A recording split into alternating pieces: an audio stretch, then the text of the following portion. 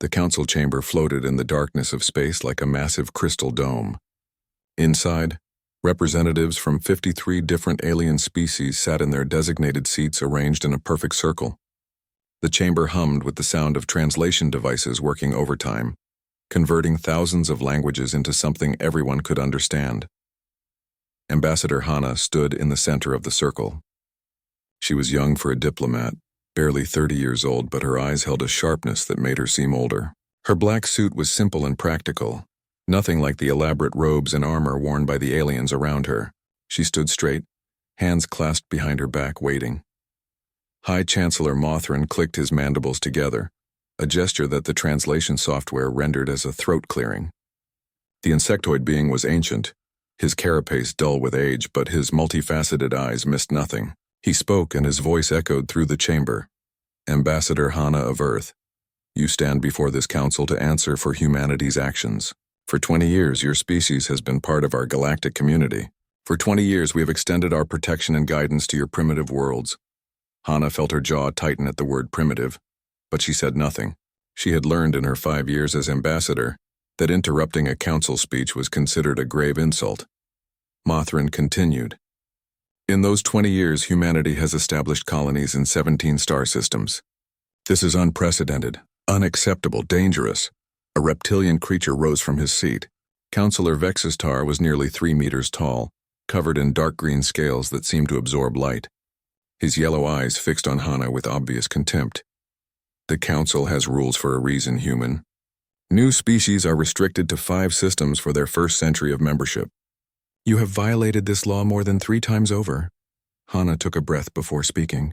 Councillor Vextar, with respect, humanity's expansion has been entirely peaceful. We have not encroached on any claimed territories. Every system we have settled was uninhabited and unclaimed. Our growth has been economic, not military. Vexitar's laugh was a harsh hissing sound. Economic? You breed like insects and spread across the stars like a plague. Your species multiplies too quickly, consumes too much, and asks for too little permission. This is why young species must be controlled. Other counselors murmured their agreement. Hana noticed that not all of them seemed convinced, but none spoke up in humanity's defense. High Chancellor Mothran raised one of his upper limbs, calling for silence. The council has deliberated on this matter for 6 standard months. We have reached a decision. Resolution 447 is hereby invoked. Humanity will comply with the following directives. A holographic display materialized in the center of the chamber, floating just above Hana's head. She read the terms as Mothran spoke them aloud. First, humanity will abandon 12 of its 17 colony systems within 6 standard months. You will retain only your home system of Sol and 4 additional colonies of your choosing. Hana felt her stomach drop. 12 colonies. Millions of humans who had built lives on new worlds. Farms, cities, families, entire societies that would have to be uprooted and moved. Second, all military shipyards beyond the Sol system will be dismantled immediately. Construction of new military vessels will cease until the Council determines humanity has learned proper restraint. That was worse. Earth's defense depended on those shipyards. Without them, humanity would be completely vulnerable. Third, all human vessels and installations will submit to immediate and ongoing Council inspections. Refusal will be considered an act of hostility toward the entire Council. Hana's hands curled into fists behind her back. Inspections meant Council forces would have access to every aspect of human space operations. Every colony, every ship, every bit of technology. It was surrender in everything but name. She forced her voice to remain calm. High Chancellor, I request time to consult with my government before responding to these demands. Vextar slammed his clawed hand on his seat's armrest. Demands? These are not demands, human. These are commands from the highest authority in known space. You will comply, or you will face enforced adherence. And what does enforced adherence mean? Hana asked, though she already knew the answer. Mothran's voice was cold. It means that Council peacekeeping fleets will ensure compliance. We have maintained order in this galaxy for 3,000 years. We will not allow one arrogant young species to disrupt that order. Hana met the High Chancellor's compound eyes. I understand, Chancellor. However, I still formally request time to present these terms to Earth's unified government. We are a democracy. Such decisions require consultation. The chamber filled with clicking, hissing, and warbling sounds. The various species were discussing among themselves. Finally, Mothrin clicked his assent. You have 30 standard days. At the end of that period, you will return here with Earth's compliance or the Council will act. Dismissed. Hana bowed slightly, a gesture of respect she didn't feel, and turned to leave.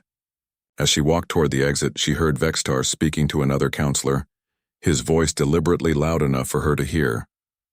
They will comply. They always do. Weak species never resist. Look at their fleet. Barely 200 ships. We could crush them in an afternoon. The other counselor, a being made of crystalline structures, responded in a chiming voice. The humans are resourceful, Vextar. They adapted to space travel faster than most species. Vextar snorted. Resourceful? They are children playing with technology they barely understand. In another week, they will come crawling back begging for mercy and offering to abandon all 17 colonies if we ask. Mark my words. Hana kept walking, her face expressionless. But inside, anger burned like a star going supernova. She had spent 5 years listening to this condescension, this casual dismissal of humanity's achievements. She had smiled through their insults, nodded at their wisdom, and played the role of the grateful primitive learning from her betters. She was done playing that role. Hana reached her private quarters in the diplomatic section of the station. The rooms were small and plain, nothing like the luxurious suites given to counselors from older species. She locked the door behind her and moved to her desk. Her fingers flew across a keyboard that would have looked primitive to the Council's eyes, but which was connected to Earth's most sophisticated encryption network. She typed out a message, choosing her words carefully. The encryption was human-designed, something the Council had never been able to crack despite numerous attempts. At least that's what Director Sujin had assured her. The message was simple. They think we're helpless. They believe we're weak. They're giving us 30 days to surrender everything.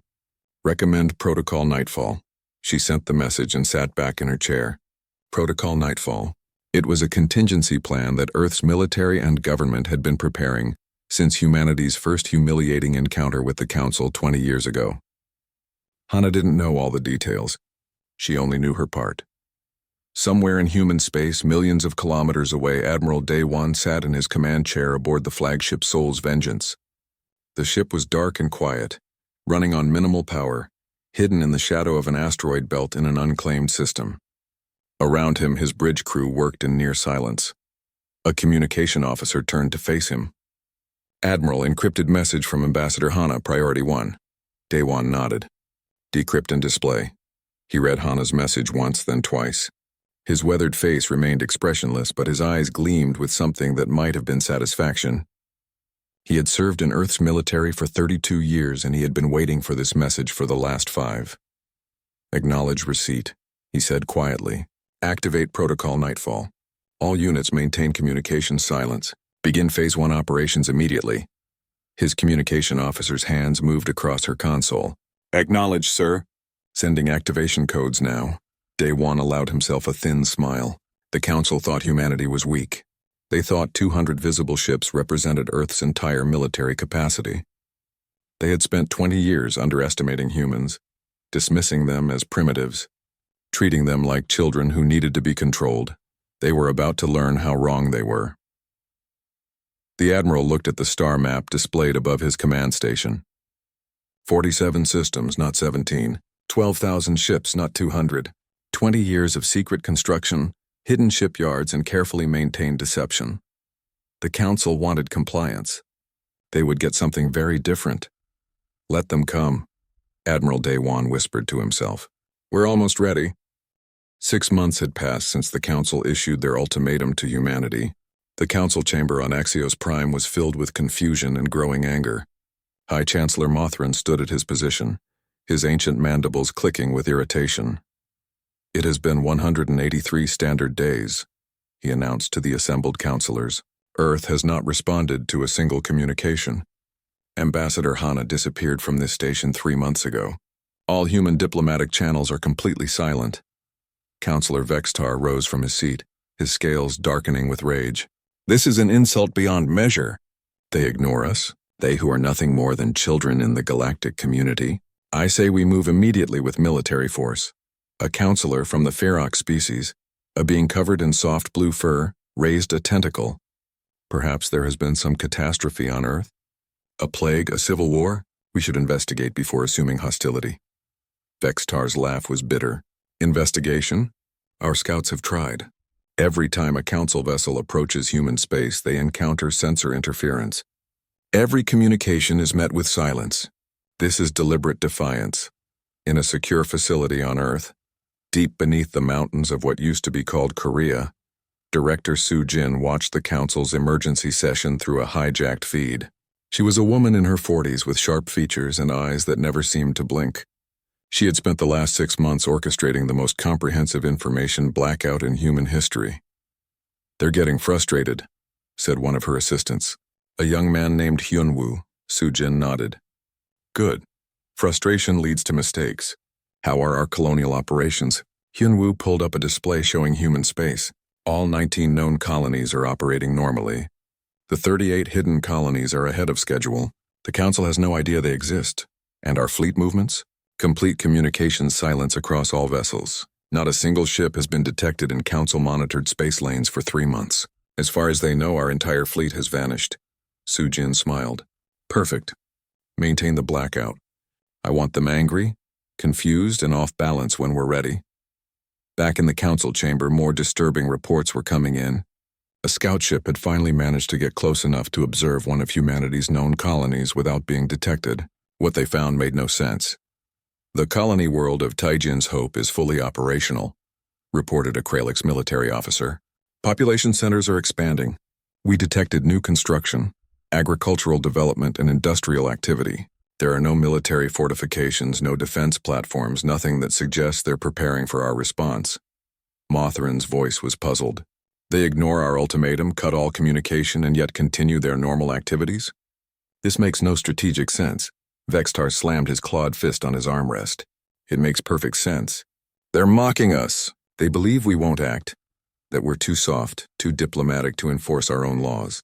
Well, I say we prove them wrong. Send the fleet. Teach these arrogant primitives what happens when you defy the council." A debate erupted across the chamber. Some councilors agreed with Vextar, seeing humanity's silence as an unacceptable challenge to council authority. Others urged caution, pointing out that they still didn't understand what humanity was planning. A few suggested that perhaps the council had been too harsh in their initial demands. Finally, High Chancellor Mothran called for order. "The council must respond. Our authority is being questioned by every species watching this situation. If we allow humanity to defy us with impunity, others will follow. The decision is made. We will dispatch a peacekeeping fleet to enforce compliance." The vote was taken. 41 species voted in favor, 12 against. The die was cast. Admiral Kothmar was chosen to lead the enforcement fleet. He was a massive leonine creature, covered in golden fur with a mane that cascaded down his back. He had commanded council forces for 20 years and had never lost a battle. He stood before the council and accepted his orders with a salute. "I will take 300 vessels," he said, his voice a deep rumble. "We will move to the human colony of Taijin's Hope. We will disable any resistance and force immediate compliance. The humans will learn to respect council authority. Use minimum force," Mothran instructed. "We are not seeking genocide, merely obedience." Kothmar nodded. "Of course, Chancellor. We will be merciful in our strength." 300 council warships assembled at the staging point. They were an impressive sight, representing the military might of dozens of species. Kothmar stood on the bridge of his flagship, the Eternal Justice, and looked at his fleet with satisfaction. "They have 200 ships," he said to his second-in-command. "We have 300, and every one of our vessels is battle-tested. This will be over quickly." What Kothmar didn't know was that his fleet was being watched, hidden in the darkness between stars. Running on passive sensors with all active systems powered down, Captain Jinho's stealth frigate tracked every council vessel. His ship was one of 50 reconnaissance vessels positioned throughout council space, completely invisible to their sensors. Jinho was a young officer, only 28 years old, but he had trained his entire adult life for this mission. He watched the council fleet organize itself and sent an encrypted burst transmission toward human space. The message was simple: 300 vessels, heading for Taijin's Hope, estimated arrival in 6 days. The transmission traveled through a network of hidden relay stations, bouncing across dozens of systems before reaching its destination. Admiral Daewon received it in his command center, buried deep inside an asteroid in an uncharted system. 300 ships, he said aloud. They're serious but not committed. They still think this is a police action, not a war. His tactical officer, Commander Young Mi, studied the projected path of the Council fleet. They're taking the direct route. No scouts ahead, no flanking forces. They're not expecting any real resistance, Daewon nodded. Why would they? As far as the Council knows, we have 200 outdated ships scattered across 17 systems. They think we're children throwing a tantrum. He paused, then smiled. Let's show them what human children can do. Deploy the Tajan defense fleet. Make sure they stay cloaked until I give the order. Young Mi saluted. Yes, sir. The defense fleet is already in position. 300 ships, all with full stealth capabilities. They're waiting. Good, and the colonies? Are the civilians safe?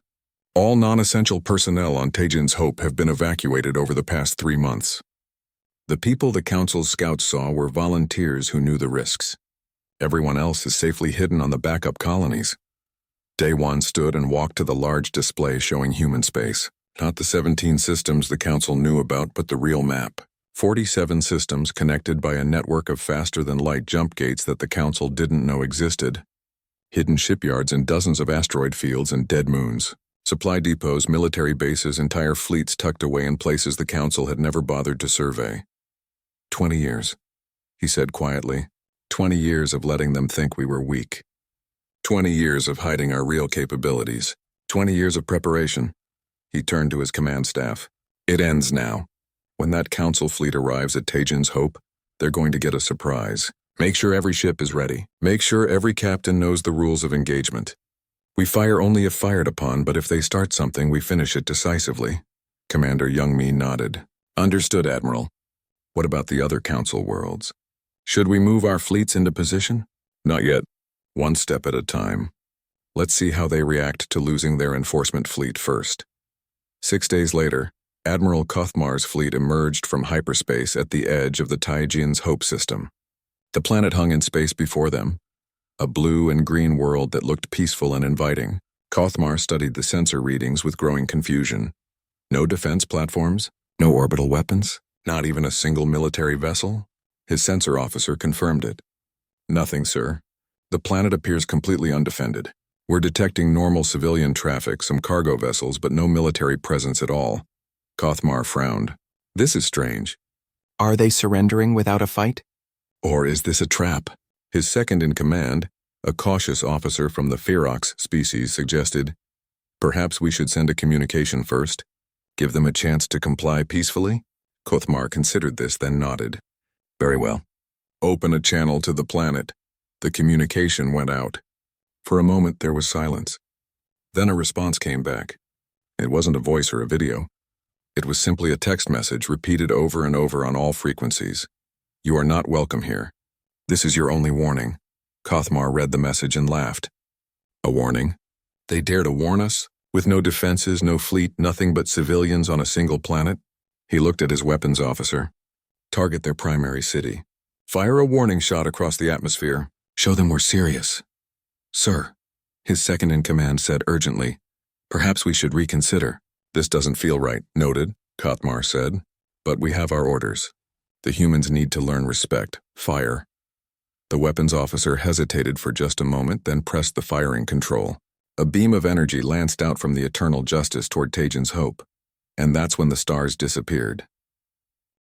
The space around Admiral Kothmar's fleet suddenly shimmered like heat waves on a desert. Reality itself seemed to bend and twist. Then in the span of 3 heartbeats, 300 human warships materialized out of nowhere, completely surrounding the Council fleet in a perfect sphere. Kothmar's bridge erupted in chaos. Alarms blared. Officers shouted reports over each other. His sensor officer's voice cut through the noise, high and panicked. Sir, 300 vessels. No, correction, 312 vessels. They just appeared from nowhere.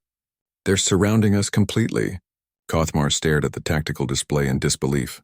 His fleet was trapped in the center of a sphere of human ships. But these weren't the outdated vessels in the Council's intelligence reports. These ships were massive, sleek, and bristling with weapons that his sensors could barely identify. Each human warship was at least twice the size of his largest battlecruiser. Their hulls were dark, seeming to absorb light rather than reflect it. Power readings from the human ships made his own flagship look like a child's toy. His tactical computer was screaming warnings in 6 different languages. "How?" Kothmar whispered. "Where did they come from?" His science officer, a Kralix female named Sora, worked frantically at her console. "Admiral, these ships were cloaked. Not with any stealth technology we know about.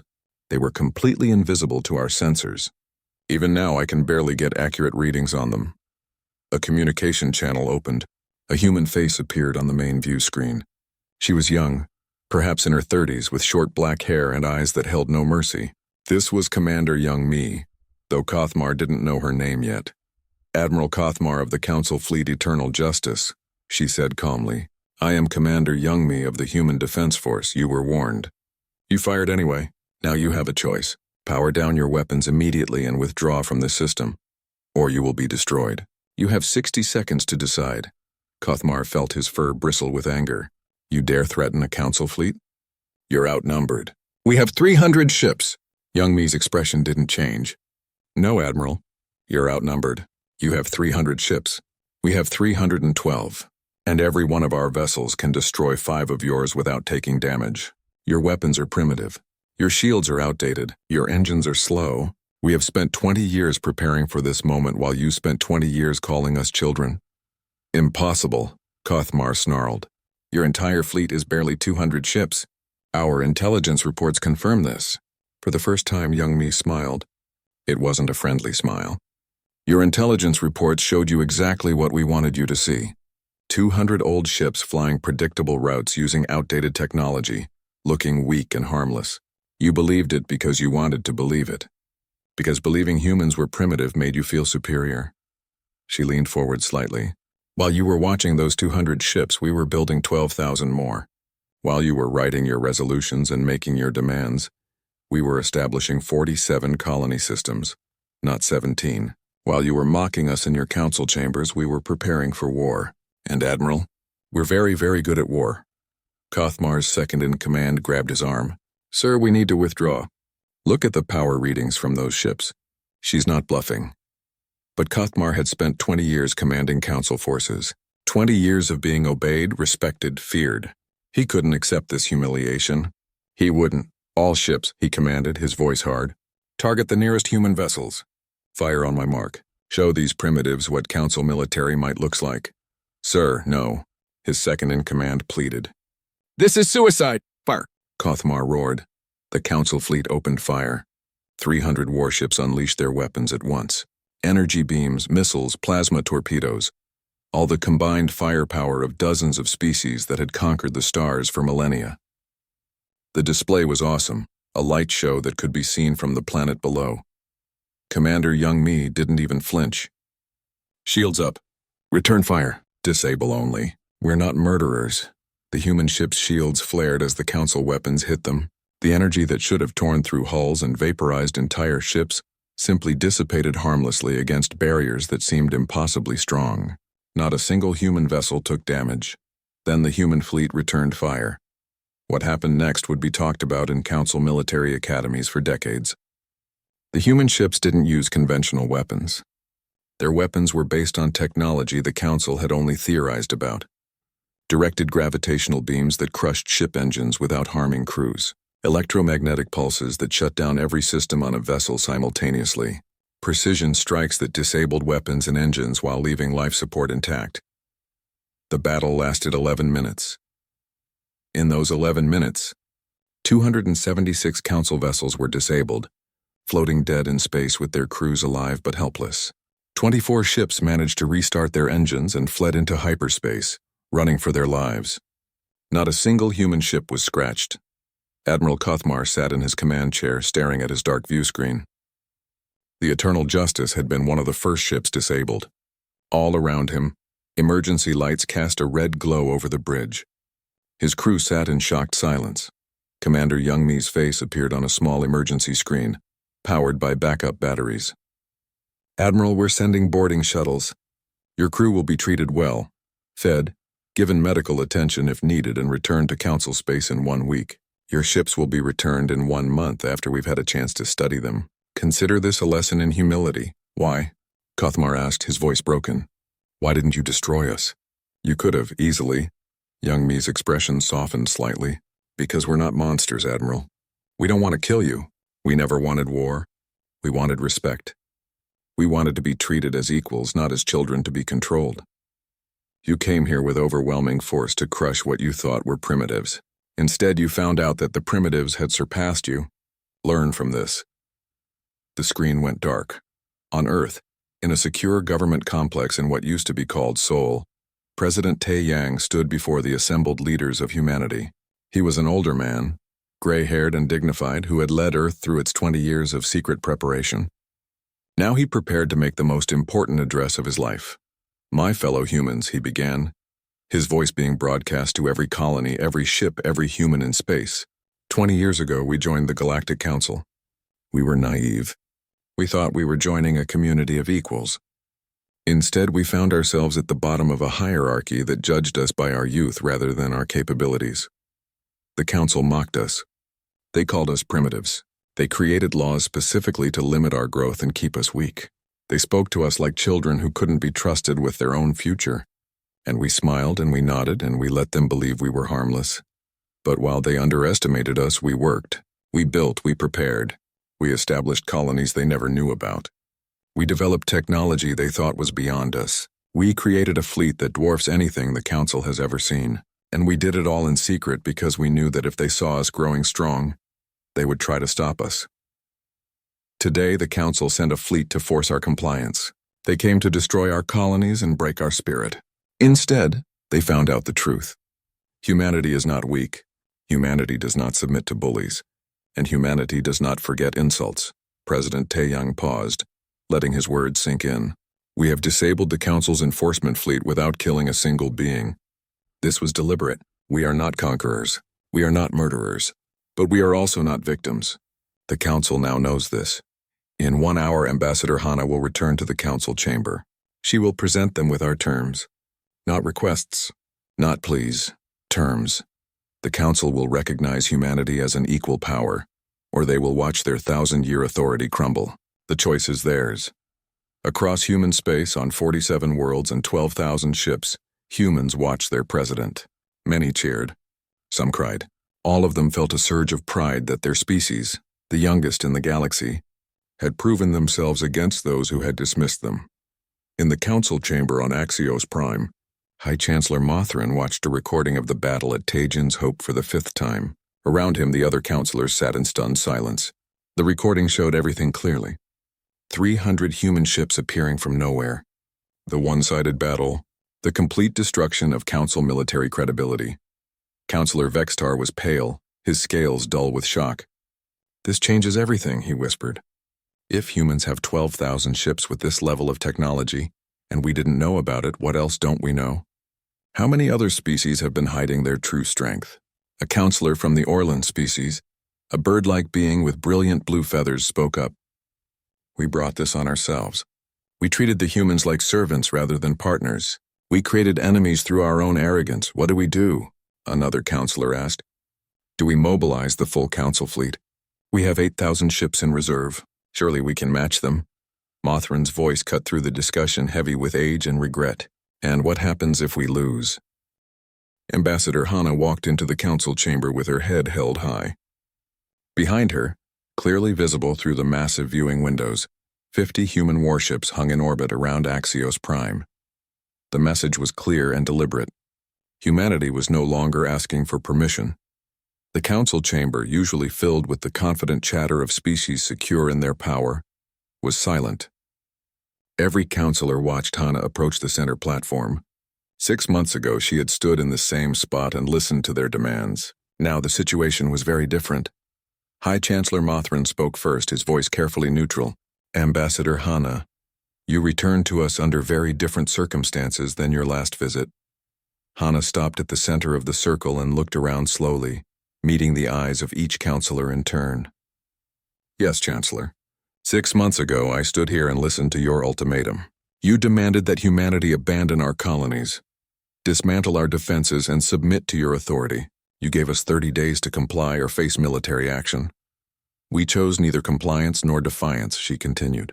We chose silence, and in that silence you revealed your true intentions. You sent a fleet not to negotiate but to force obedience. Admiral Kuthmar came to Tajan's Hope with 300 ships and orders to make us submit through violence. Counselor Vextar tried to interrupt, but Hana raised her hand. I am not finished, Counselor. You will listen to humanity now, just as I was forced to listen to you 6 months ago. The chamber remained silent. No one stopped her. Your fleet was disabled in 11 minutes. Not destroyed, disabled. Every crew member survived. We could have killed everyone. We could have turned your ships into debris. We didn't. Because unlike you, we don't view military force as our first option. We view it as our last resort, used only when all other options have failed. Hana pulled out a small device and activated it. A holographic display appeared above her head, showing star maps, ship counts, colony locations, and technological specifications. The counselors leaned forward, trying to comprehend what they were seeing. Humanity controls 47 star systems, not 17. We have a fleet of 12,000 warships, not 200. We have developed faster-than-light jump gate technology that allows instant travel between our systems. We have weapons and defensive systems that are decades ahead of Council technology, and we accomplished all of this in 20 years while you believed we were weak and primitive. A counselor from the Ferox species, the blue-furred beings who had always been more friendly to humanity, spoke up. But how? Our intelligence services monitor all new species.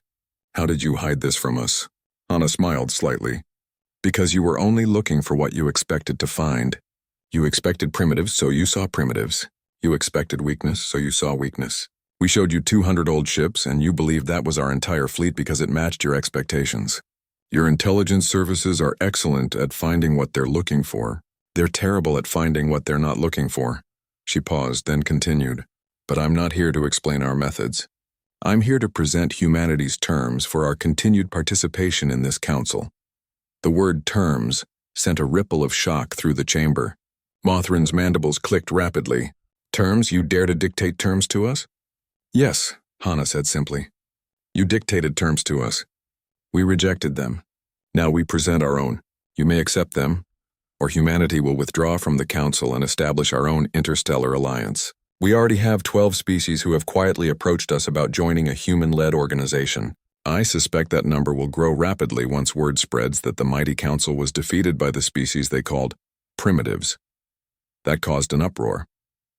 Counselors shouted over each other. Some demanded to know which species had betrayed them. Others called for Hana's immediate arrest. A few sat silently, clearly considering the implications. Vextar rose to his full height, his scales darkening to almost black with rage. This is blackmail. Extortion. We should mobilize the full council fleet immediately. 8,000 ships will crush your 12,000. We have the combined military might of 53 species. Hana looked at him calmly.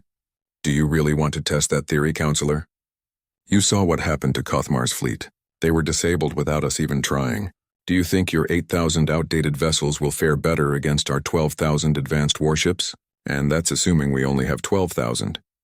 For all you know, we have 20,000 more hiding in systems you've never surveyed. She let that sink in, then continued. But this isn't about military strength, Counselor Vextar. This is about respect. We don't want to conquer the Council. We don't want to destroy your civilization. We simply want to be treated as equals. Hana gestured, and the holographic display changed to show 5 points written in large text. Here are humanity's terms.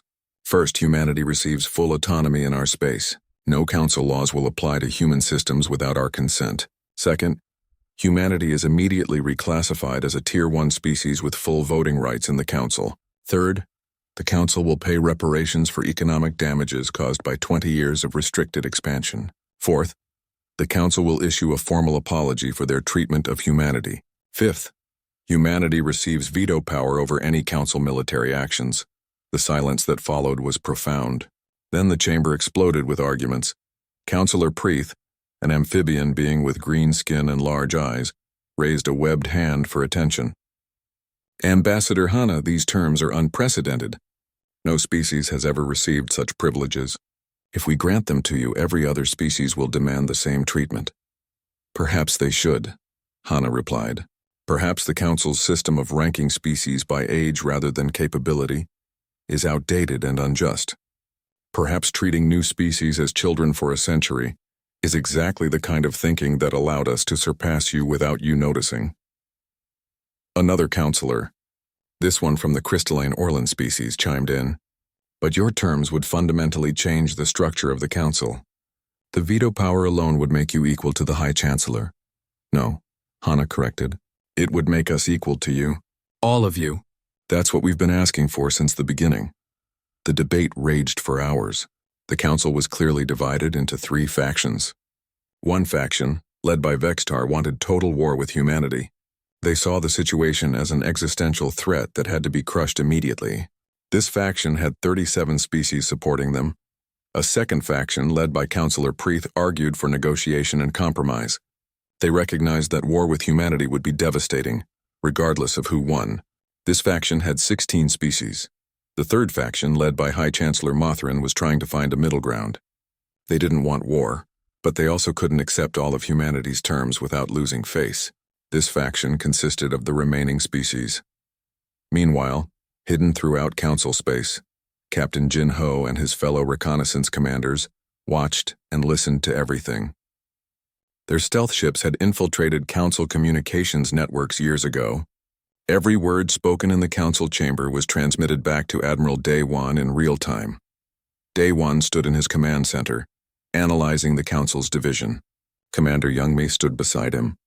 They're going to choose war, Youngmi said quietly. Vextar has enough support. He'll force a vote. Let him, Daewon replied. We've prepared for this scenario. Director Sujin, status report. On another screen, Director Sujin appeared. Admiral, all fleet groups are in position. We have 12,000 ships strategically placed throughout Council space. On your order, we can have vessels in orbit over every Council homeworld within 6 hours. Good. Hold position but maintain readiness. If they vote for war, we'll need to make our next demonstration even more impressive than the first. Back in the council chamber, Vexitar finally forced a vote. We must decide now. Will the council submit to human demands or will we defend our authority? I call for a vote on immediate military mobilization against humanity. High Chancellor Mothrin had no choice but to allow it. Very well. All in favor of mobilizing the full council fleet against humanity? Hands, claws, tentacles, and various appendages rose across the chamber. Mothrin counted them with a sinking feeling. 37 in favor. All opposed? More appendages rose. 16 opposed. The remaining species abstained, unable or unwilling to choose a side. The vote had passed. The council was going to war. Vextar stood triumphantly. The council has spoken. We will gather our forces, all 8,000 vessels, and we will crush this human rebellion. We will remind the galaxy that the Council's authority is absolute. Ambassador Hana listened to this with an expression of profound sadness. You're making a terrible mistake, Counselor. You're letting pride override wisdom. The only mistake, Vextar hissed, was allowing humans into the Council in the first place. We will correct that error permanently. Hana turned to leave but paused at the chamber exit. High Chancellor Mothrin, I want you to know that I argued against our military leadership doing what they're about to do. I told them it was unnecessarily cruel, that it would humiliate the council beyond repair. But they overruled me. They said that some lessons can only be learned through overwhelming demonstration. The people of the Kralix homeworld looked up at their sky and saw something that had never happened in their planet's history. The stars were disappearing, not because of clouds or storms, but because human warships filled their orbit, so many that they blocked out the light of distant suns. It was the same on 53 worlds. Every council species that had voted for war now watched as their skies darkened with vessels from the species they had called primitive. Parents held their children. Military forces stood helplessly at their posts, knowing their planetary defenses were useless against such overwhelming force. Leaders tried to maintain calm while privately fearing the worst. On the Kralix homeworld, Councillor Vextar watched through a viewing screen from his personal estate. His mate stood beside him, her scales pale with fear. You said they were weak, she whispered. You said we would crush them easily. Vextar couldn't respond. He had spent his entire career believing in council superiority. He had mocked humans, dismissed their achievements, treated them like insects beneath his notice. And now those insects had surrounded his entire civilization with enough firepower to reduce his homeworld to ash. His communication device chimed. It was an urgent message from his military command. He read it with trembling hands. We count 147 human vessels in orbit. Each ship is broadcasting active targeting locks on our major cities, military installations, and government centers. They haven't made any demands. They're just watching, waiting. What are your orders, Counselor? Vextar had no orders to give. What could he say? Fight back with weapons that couldn't penetrate their shields? Evacuate billions of people with no safe destination? He had led his species into this situation through his pride and arrogance, and now he had no idea how to lead them out. In the council chamber on Axios Prime, an emergency session was underway. Every counselor was present, though some appeared only through holographic projection, too afraid to leave their homeworlds. The chamber that had been filled with confident authority just days ago now reeked of fear and desperation. High Chancellor Motherin addressed the assembly, his voice heavy with the weight of centuries. We must face reality. Humanity has demonstrated beyond any doubt that they have the capability to destroy all of our civilizations. They have positioned vessels at every strategic location in Council space. Our military forces are irrelevant. Our defenses are obsolete. We have no tactical options remaining. A counselor from the Orlan species, his blue feathers ruffled in agitation, spoke up. How did we not see this coming? How did our intelligence services fail so completely? Because we saw what we wanted to see, answered Counselor Preth, the amphibian diplomat who had advocated for peace from the beginning. We wanted to believe humans were primitive because it made us feel superior. We ignored evidence that didn't fit our expectations. We dismissed their capabilities because acknowledging them would have meant admitting we weren't the dominant power we thought we were.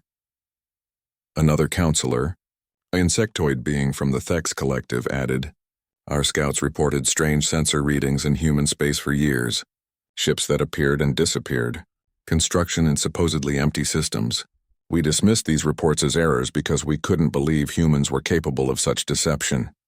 Vexitar, attending via hologram from his homeworld, finally spoke. His voice was hollow, defeated. I was wrong. I led us to this precipice through my pride. I saw humans as a threat to council authority and tried to crush them before they could challenge us. Instead, I provoked them into revealing how completely they had surpassed us. This disaster is my fault. The admission stunned the chamber into silence. Vexter had never admitted fault in his entire political career. Mothrin clicked his mandibles slowly. Blame can be assigned later. Right now we must decide. Do we accept humanity's terms or do we face annihilation? We must accept, Praith said immediately. There is no other rational choice. Humanity has shown remarkable restraint. They could have attacked without warning. They could have destroyed our enforcement fleet at Tajin's Hope, rather than just disabling it. Even now, with our entire civilization at their mercy, they haven't fired a single shot. They're giving us a chance to surrender with dignity. We should take it. Surrender, Vextar said bitterly. The mighty council surrendering to a species that joined us only 20 years ago. The humiliation will be total. Humiliation is better than extinction, Preeth replied sharply. And perhaps we deserve some humiliation. We have treated younger species with contempt for millennia.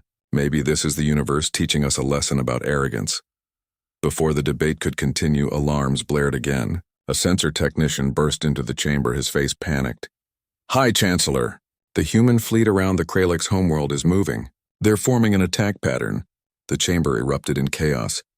Mothrin demanded, What happened? Did someone fire on them? No, sir. Wait, we're receiving a transmission? It's from one of our defense stations near the Kralix system. The transmission played for everyone to hear. It was from a young Kralix officer stationed on an orbital weapons platform. This is Defense Station 7. We have an unauthorized launch. A civilian vessel has broken from the planet and is approaching the human fleet. They're not responding to our hails. We think it's a suicide attack. They're loaded with fusion warheads. They're going to ram one of the human ships. Vextar's scales turned white. No. Stand down! I ordered that vessel to stand down immediately, but his orders were too late.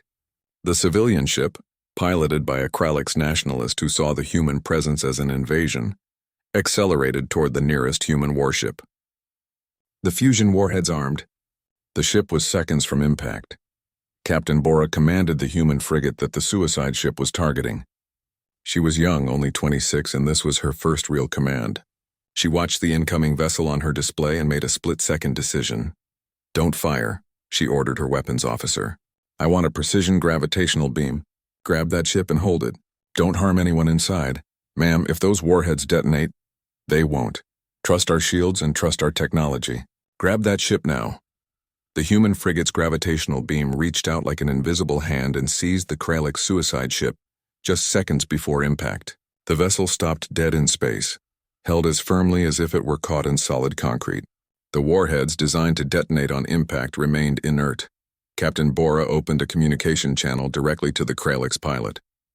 "This is Captain Bora of the Human Defense Force. I have disabled your vessel and contained your warheads. You're safe.